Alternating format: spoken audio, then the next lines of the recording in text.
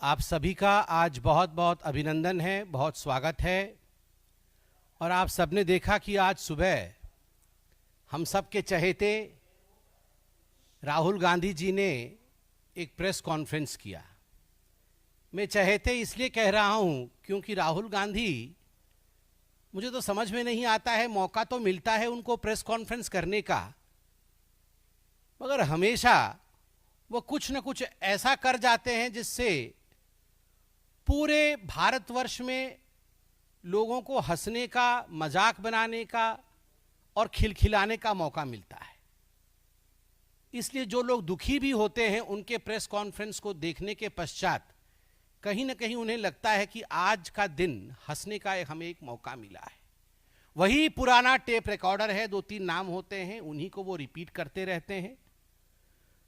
और मैं तो आज कहूँगा कि ये बहुत ही निचले स्तर का प्रेस कॉन्फ्रेंस था। एक तथाकथित राष्ट्रीय पार्टी के तथाकथित उम्दा नेता द्वारा इस प्रकार का प्रेस कॉन्फ्रेंस, और उसमें भी एक तिजोरी पकड़कर लाना और उसके इर्द गिर्द नाटक करना, यह राहुल गांधी और कांग्रेस पार्टी को शोभा नहीं देती है। मैं कल सोशल मीडिया देख रहा था, आज भी सोशल मीडिया देख रहा था।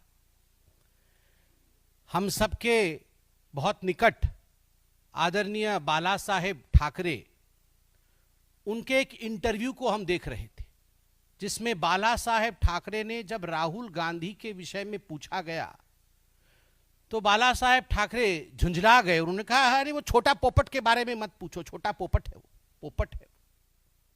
मैं आज इस मंच से कहता हूं और राहुल जी के भाषा में कहता हूं, छोटा पोपट ने किया है कांग्रेस चौपट। छोटा पोपट करे कांग्रेस चौपट। इस छोटे पोपट ने, जिसका नाम राहुल गांधी है, मैं तो आपसे भी कहूंगा कि आप देखिएगा आज के बाद राहुल गांधी का नाम छोटा पोपट पड़ने वाला है। और ये नामांकन कोई हमने नहीं किया है। महाराष्ट्र में चुनाव हो रहे हैं, बाला साहेब ठाकरे को हर कोई पहचानता है, आदर भी हम में से हर कोई करता है।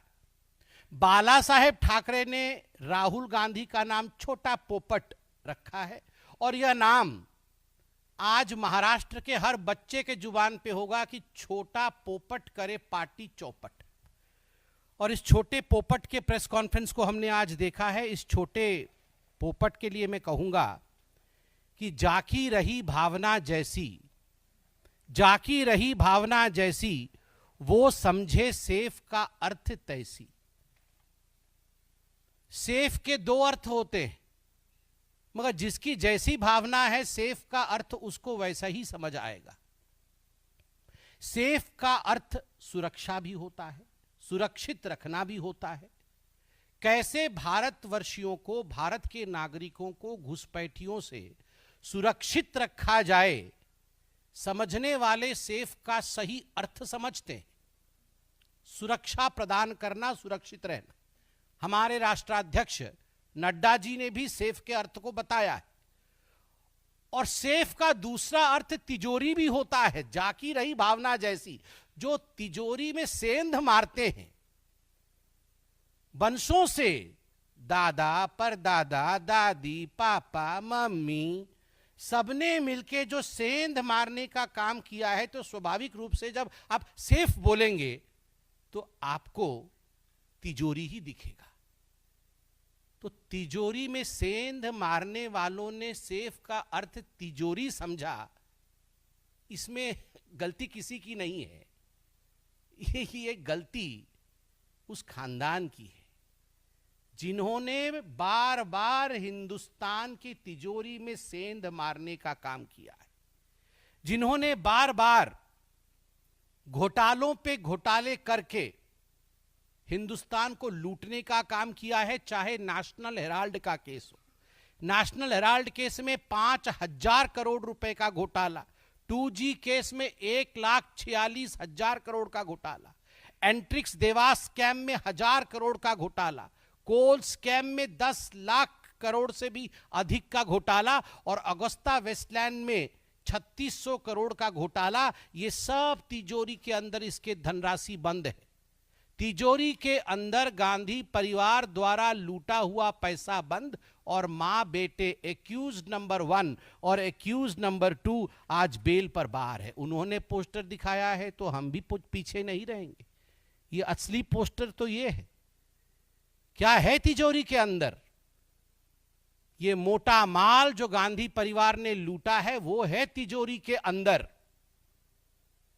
और तिजोरी के बाहर ये एक्यूज नंबर 1 और एक्यूज नंबर 2 दोनों बेल पे बाहर हैं। और दूसरा पोस्टर है छोटा पोपट कर दी अपनी पार्टी चौपट, और ये छोटा पोपट नामांकन बाला साहेब ठाकरे द्वारा किया गया है।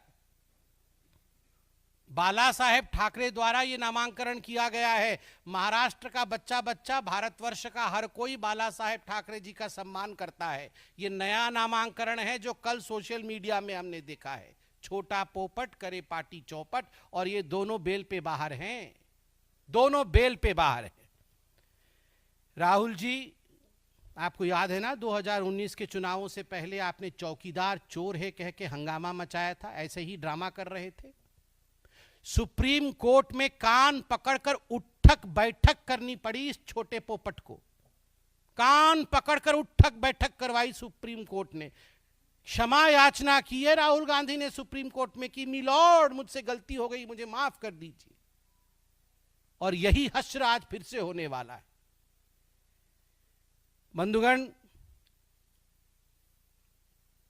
रोज सुबह मुर्गी अंडे देती है, रोज सुबह मुर्गी अंडे देती है, और हर चुनाव से पहले राहुल गांधी मीम देते हैं।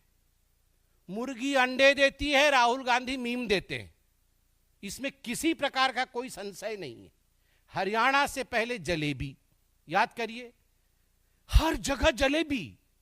हरियाणा के चुनाव के नतीजे आए, जलेबी जलेबी जलेबी, सब जगह जलेबी बट रही थी, जलेबी दिख रहा। पूरे जलेबी के मीम से सोशल मीडिया, टीवी इत्यादि सब भर गया।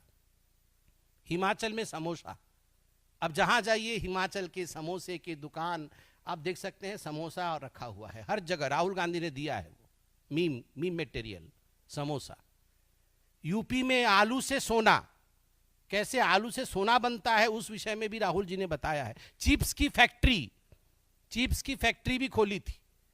और मुझे याद है अमेरिका के चुनाव के पहले, पिछली बार जब अमेरिका के चुनाव हुए थे तो मिशेल ओबामा वो कौन सी कढ़ाई में खाना बनाएगी, उत्तर प्रदेश में मैन्युफैक्चर्ड, वो अचानक मिशेल ओबामा खाना बना रही होगी, देखिएगा अरे ये तो मैन्युफैक्चर्ड इन उत्तर प्रदेश है। याद है ना आपको, कितना मीम बना था उसका।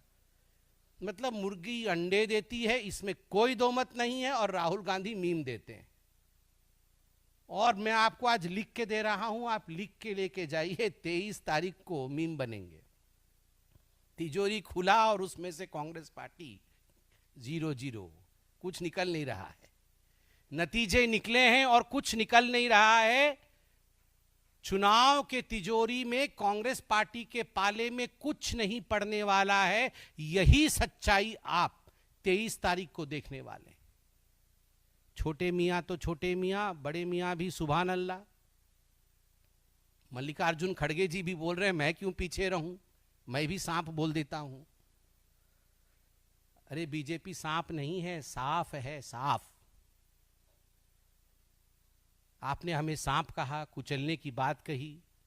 अगर हमने कह दिया होता तो अभी तक आप यूनाइटेड नेशन और सोरोस अंकल और चाइना सब जगह जाके कंप्लेन कर दिए होते कि डेमोक्रेसी खतरे में है, डेमोक्रेसी खतरे में है।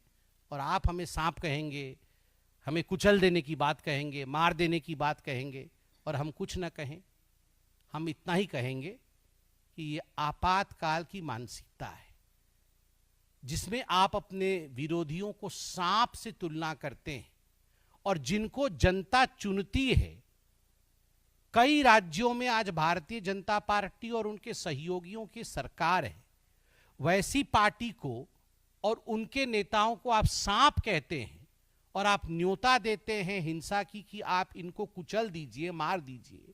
ये आपातकाल, इमरजेंसी माइंडसेट है, और भारतीय जनता पार्टी इसकी निंदा तो करती ही है, मगर कभी कभी हमें लगता है कि ये कहीं ना कहीं कांग्रेस पार्टी के जहन में बसा हुआ एक विषय है। वो कभी भी ऑपोजिशन को सहन नहीं कर पाती है। बंधुओं, इन सब का जवाब, जैसे मैंने आपको पोस्टर दिखाया, यही पोस्टर हकीकत है और इन सब का जवाब राहुल गांधी एवं कांग्रेस पार्टी को झारखंड और महाराष्ट्र की जनता जवाब में 23 तारीख को देगी। बहुत धन्यवाद। कोई प्रश्न हो तो अवश्य पूछे।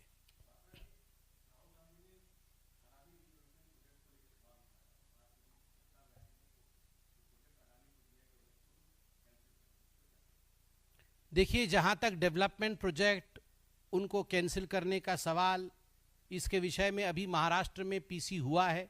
महाराष्ट्र में हमारे महामंत्री विनोद तावड़े जी ने इसका जवाब भी दिया है। मैं एक बात आपको स्पष्ट रूप से कह दूं कि ये वही राहुल गांधी है जिन्होंने ना केवल कहा मगर कोशिश भी कर रहे हैं कि हम सत्ता में आएंगे तो अनुच्छेद 370 वापस लाएंगे।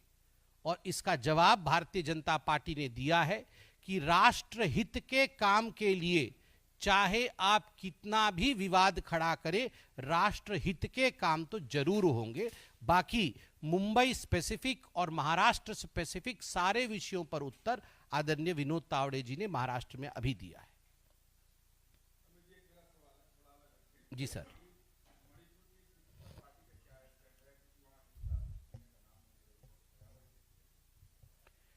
देखिए, मैं इसका आदर करता हूं, सम्मान करता हूं, लोकतंत्र है और आप हमारे केवल अतिथि नहीं हैं, आप केवल पत्रकार नहीं हैं, आप एक स्तंभ है लोकतंत्र के। आपका ये कर्तव्य है, धर्म है कि आप ये प्रश्न पूछें और हमारा भी ये, हमारी जवाबदेही है लोकतंत्र में कि हम जवाब दें।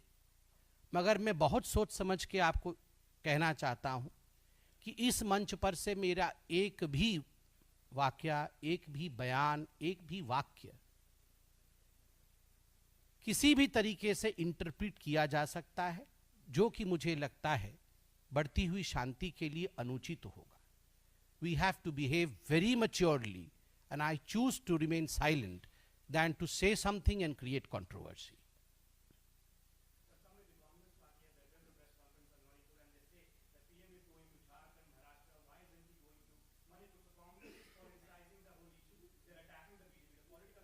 So I would not even bring the political aspect of it because I have observed things very closely. Sensitive issues should never be politicized and we should not try to inflame any kind of anger by our speeches, by our deeds, or by any of our comments. So it's better to be quiet than to speak and flare anger. Thank you.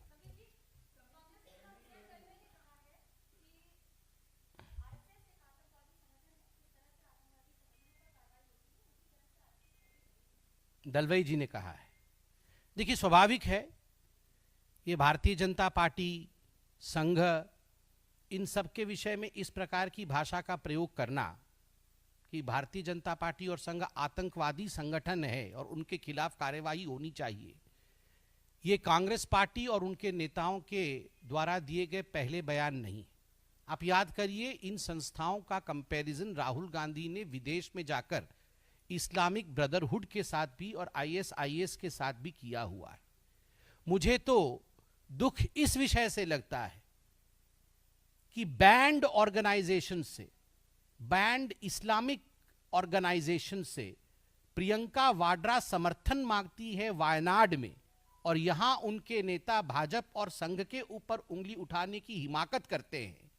जनता जनार्दन है, लोग जानते हैं कि जहां भी cyclone होता है, तूफान होती है, फ्लड्स होते हैं, आपदा आती है, वहां कौन से लोग पहले पहुंचते हैं? वहां संघ के लोग पहले पहुंचते हैं। किसका विचार क्या है, ये जनता जनार्दन जानती है।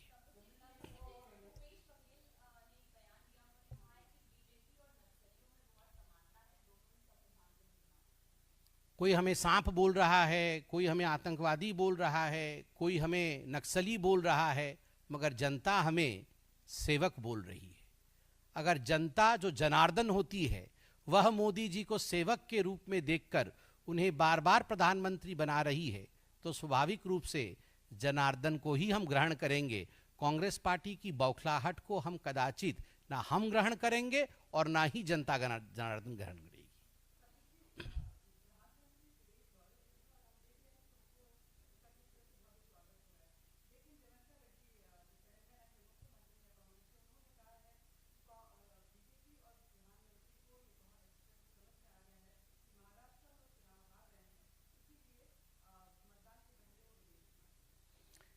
देखिए क्या कहेंगे और आपको क्या लगता है कांग्रेस पार्टी क्या कहेगी? कांग्रेस पार्टी तो ये नहीं कहेगी कि हम बुरी तरह हार रहे हैं, भारतीय जनता पार्टी जीत रही है। अब उनके मुख्यमंत्री है वो तो यही सब कहेंगे। अब हरियाणा से पहले ये सारे लोग मुख्यमंत्री जो कांग्रेस पार्टी के हैं, जो बहुत कम ही रह गए वैसे तो, और बाकी जो सारे उनके नेता हैं वो यही कह रहे थे कि बल्ले बल्ले होने वाला है, जलेबी सबके घर में भेजेंगे। कुछ के घर तो डिलीवरी भी शुरू कर दी थी, जलेबी भेजने का काम शुरू कर दिया था। बाद में क्या हुआ, खुद जलेबी खानी पड़ी।